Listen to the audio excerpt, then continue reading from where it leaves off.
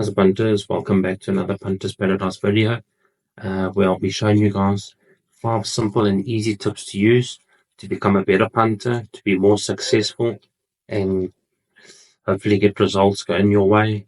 Horse racing is not an easy thing to study, but hopefully this video can help you guys and make you win some money. Like I said, it takes years of experience. I've been doing this for about 20 years, more or less. And yeah, so let's see how it goes, and I hope you enjoy the video. Let's start.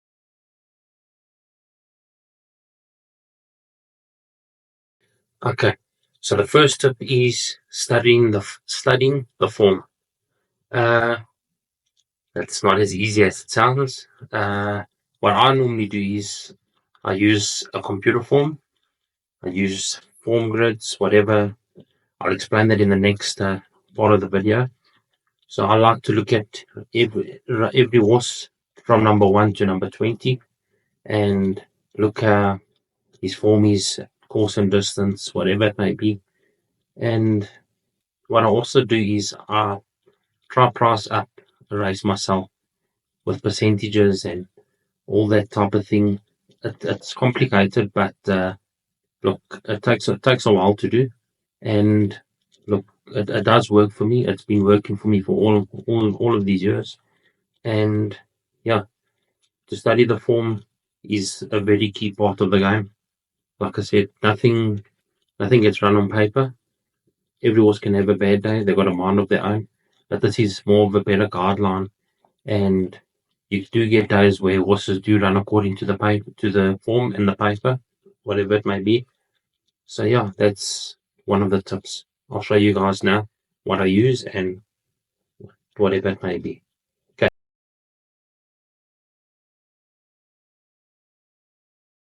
Okay, so tip number 2, what form sites to use and what form card to use. So what I use is this here. This here, if you don't have this, the computer form, you're in the deep end. I can promise you that now. This is the key. This is the best thing to use to study form. It shows you every single detail of a horse. Where it's run, who's its mother, who's its father, where it's run on course and distance. There's so many things to it. I mean, I'll show you now what I'm talking about. So it's very simple to download. You just go on the tab for racing website. You click on horses, and then race card. Okay. There, it's got everything. South African, UK, Ireland, computer form express that I use, to be honest with you.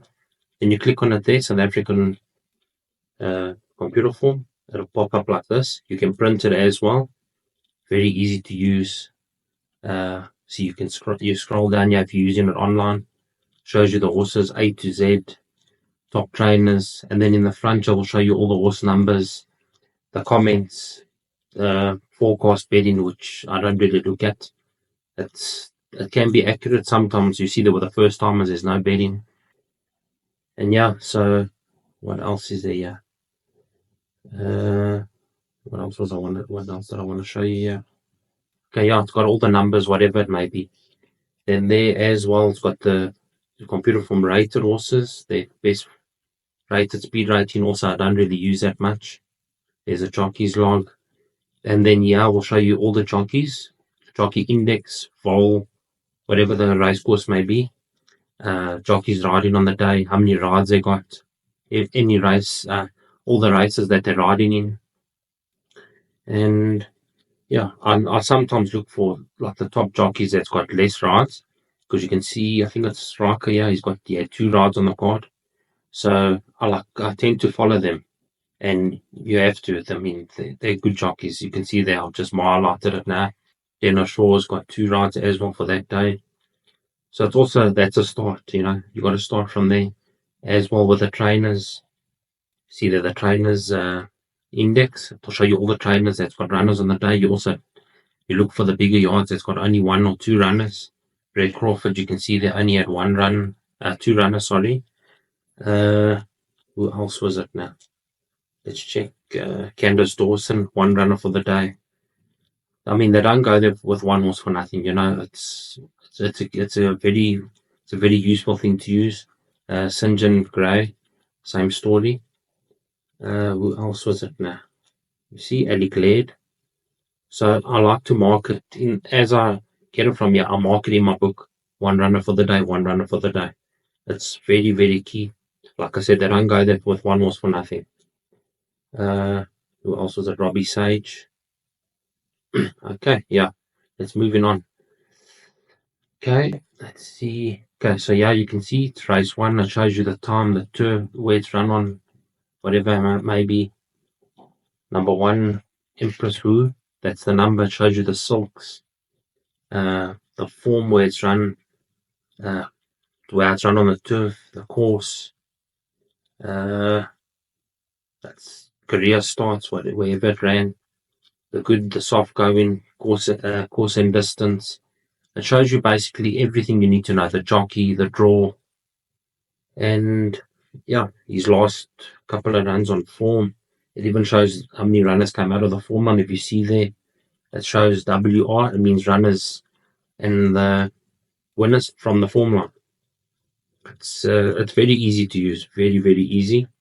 Like I said, I study from number one to the last horse in the race, and then I'll kind of have an opinion about it, how I want to price up. And then you can also see there the course it's ran on the last time. Yeah, very, very simple, very easy. But computer form is very key to use. You have to use this if you want to be successful. It's one of the key parts. But you also need luck as well. Like I said, no horses run on paper. What else was there? Moving on. There, number two. See, it shows all the runners, every race. You can print this out. Very simple. If you've got a printer at home, you can do it. Yeah, what else was there? Like I was saying there, you extract from a PDF, whatever, and they are marked up what distance the race is. It's everything in detail. It's like I'm doing this now. I'm going through it to you with detail by detail. I think I wanted to check the merit ratings now. Merit rating and how the system works. The computer format shows it. Let me have a look here. Okay, race 4. It works with the handicaps, eh? Just bear in mind. The handicaps, merit rating drops are very important. You see I highlighted it there for you. The highest merit rated it's been in its career. That's HMR on the top there. And then you see I just highlighted it. And then CMR is his current merit rating. So let's see for a horse, for instance. Let's see. Juniper Green. See there, it's run off a 69. And look at that. From an 83 to a 69, and look at his last run. Just purely on merit rating. How he improved, because now she's running off a competitive merit rating. It's key. It's very key. It works with the weights. What else was it here? I want to see another horse, I think. Okay, that's Carly's Angel. You see that? Even tells you in the book the merit rating drop. It's from a 74 to a 59. So that's quite a bit. Let's see how quick she's dropped. Whispers of Always. Carly's Angel. Okay, so you see now she's dropped 5 points since her last run. And look, there was betting support for her as well. So you just got to be careful. And look, Craig Zaki takes a ride. And he doesn't just ride for Paul Peter. You can see there. I mean, not Paul, sorry, my mistake. Tony Peter. Yeah, she's come down quickly. And off of 59, she could be competitive in a field of this nature. You see, she's getting 56.5. If she still had the 64, that's 5 points. Each point is a half a kilo. So if she was a 64 merit rating, and she's a 59 now, so that's 5 points. It's 2.5 kilos. She would be carrying 59.5. So it's very, very important, the merit rating system. You can find a lot of outsiders of it. It's key. It's a good thing to use. Very, very good thing to use. Let's see another race here. Is there anything else? Okay, I think it's just VAR. Just VAR. Let's see. He's a 94 to a 70, 75. I think that was this horse. Okay, you see now what I'm talking about. Look, he was coming down, and look at the good form he's shown off that 60, 63 and the 60, 63, 64. He's won a few races there. He's won 3 out of his last 5.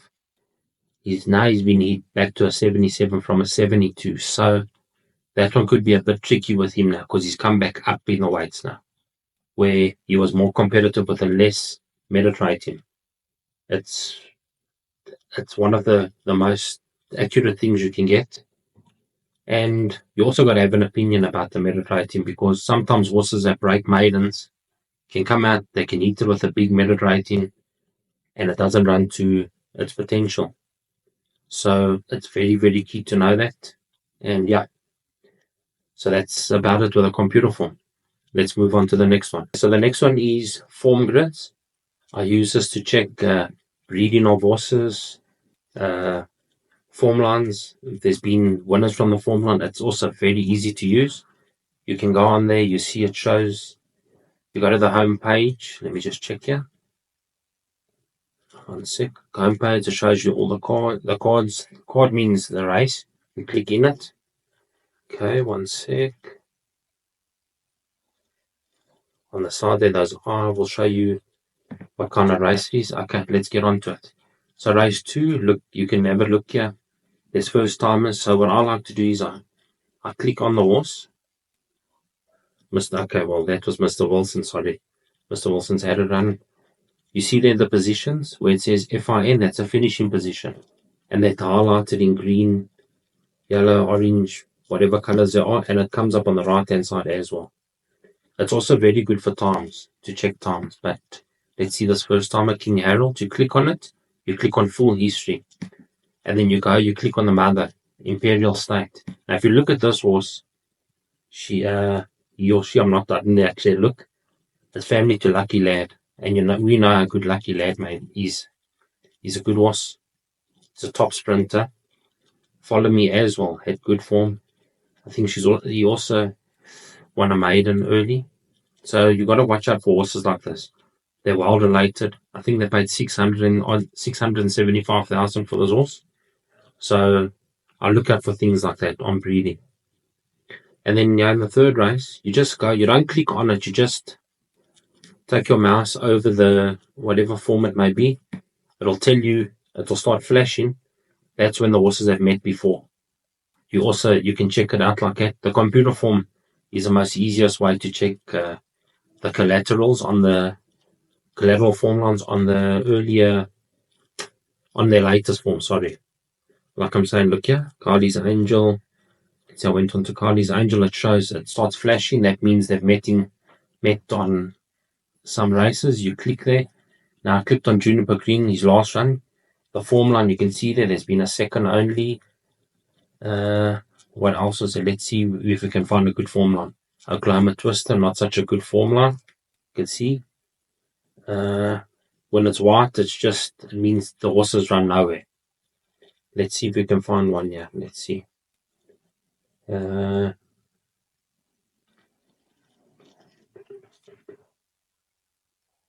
Okay, there, just far. See there's only been one runner from the form line, and it's green. It means there's been a winner out of the form line. So we've got to watch out for form lines like this. Form line basically means it ran in a field where it was a competitive field that ran with a good time. And next time out, you've got to watch out for them because they can be a bit dangerous. They can win or they can run a place. It's also a very key part of the game. What else is there? Yeah, let's see. I think that's pretty much it from form grids. Form grids is just to check breeding, check form lines, and it's very easy to use.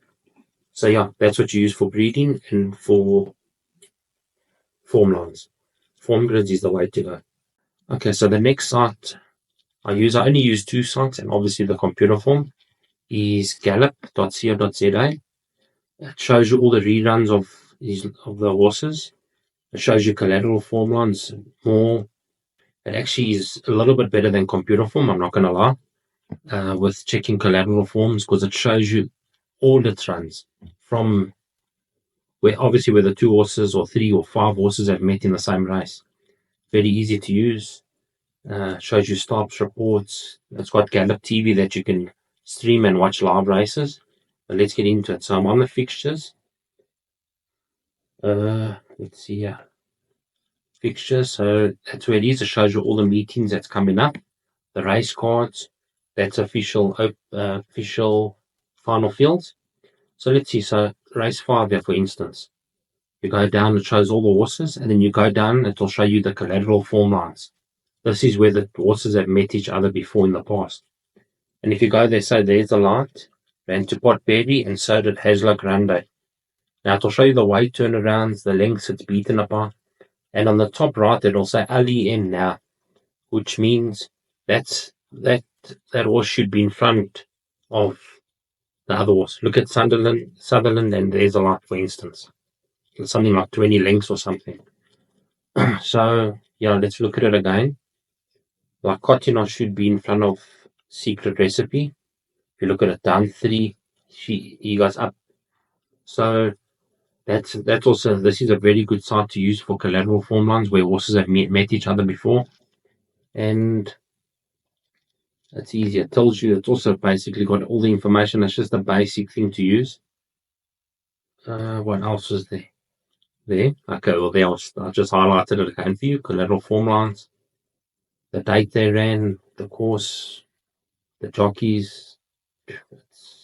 Like I said, there's a lot of detail into what I do, and I really I put time into this, So race 6, this is a more bigger, like a proper handicap here.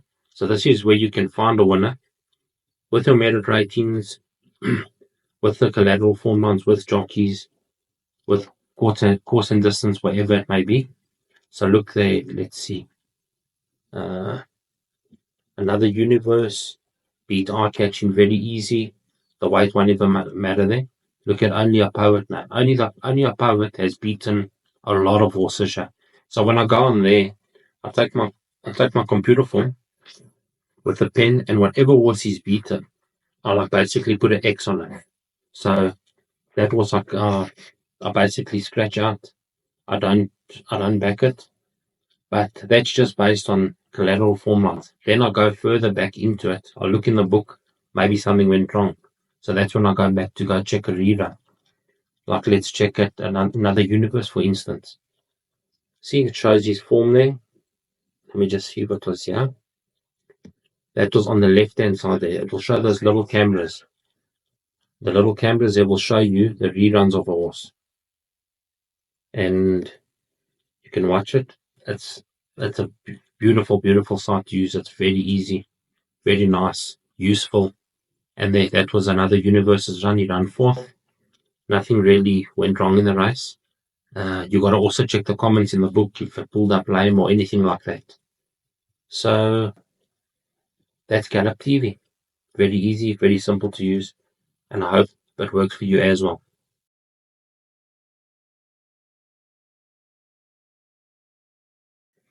Okay, so tip number 3. This is very, very important. Very, very, very important. So you want to shop for the best price. You have to look around, shop around, and you have to take the best price possible. So, like I said, I price up myself. Basically, if I make a horse even money, just say for instance, and the horse opens 6 to 10, I'm just making an example. I won't just go into it and buy into the 6 to 10. And you know what I'm trying to say, because it's just opinion based. I think the horse should be even money. If it goes better than evens, I might have a go, might have a punt on it. But if it's anything shorter than that, I won't just go and have a bet on it. That's how I use with my own betting, basically. Another thing is you shop for the best price. You look for wherever's got the best price, whatever betting website has. And let me make an example. If you go to your local spaza shop and they've got a loaf of bread for 10 rand, and next door's got a loaf of bread for 12 rand, where are you gonna buy the bread from? obviously the one that's got the one for 10 rand, which makes more sense. So if someone's got even money and another place has 12 to 10, I don't care if you love the site or not, you're taking the 12 to 10, you're not going to go take even money. So that's another key. And yeah, you have to shop for the best price.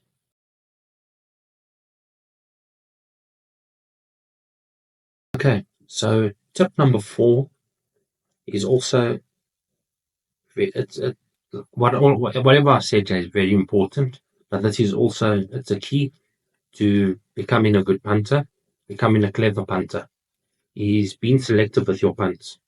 So you look at the race card, you do your studying, you do your homework, whatever it may be. Now you look at it and say, what is my best bet? You write it down. This is very important. What's your best bet? What are you gonna have a go on the day? And that's what you stick to. If you want to take a couple of doubles or trebles, fine, it may be it. That's perfect. So you take your doubles, your trebles, and you leave it as it is. If it's race 1 and your doubles in race 8, you take the double. Race 1, race 8, you don't look no further. You don't look for race 2, race 3, race 4, whatever it may be. Because then you start, if the race 1 gets beat and you start playing further on, you start chasing, and that's where the danger starts. So if obviously you take the double, the race 1, and your other best, and it gets beat, then your next best bet would be in race, say you marked it down as race 3. Then you back race 3 and you take the double into race 8. Just say for instance, race 3 gets beat. You don't touch the rest of the card because this is it's very dangerous once you start chasing. You wait to the last race, say you mark the horse 3 to 1, whatever, and then there's 4 to 1. You go, say you're losing 500 on the day, just say for instance, there's 4 to 1. You take yourself 800 to 200, whatever it may be. If the horse wins, you come out with a profit on the day, and if it gets beat, you lose. But now just imagine you chasing that all that time to get onto the horse in the 8 race. Just say for instance, you take race 4 onto that, gets beat. Race 6 onto that, gets beat. Now from losing 500, you're going to be losing about 1,500. I'm just making an example. Get to the last race, you're doing 1,500, the horse is 4 to 1. You need to get out of it. You take 1,600 to 400, the horse gets beat. Now instead of losing the 700 that I was talking about earlier, you go lose 1,900. And that's what makes it dangerous about, and that's what makes it very dangerous about playing race, every single race. That's why you have to be selective. You have to be sharp with it. If it gets beat, that doesn't matter. Just be selective.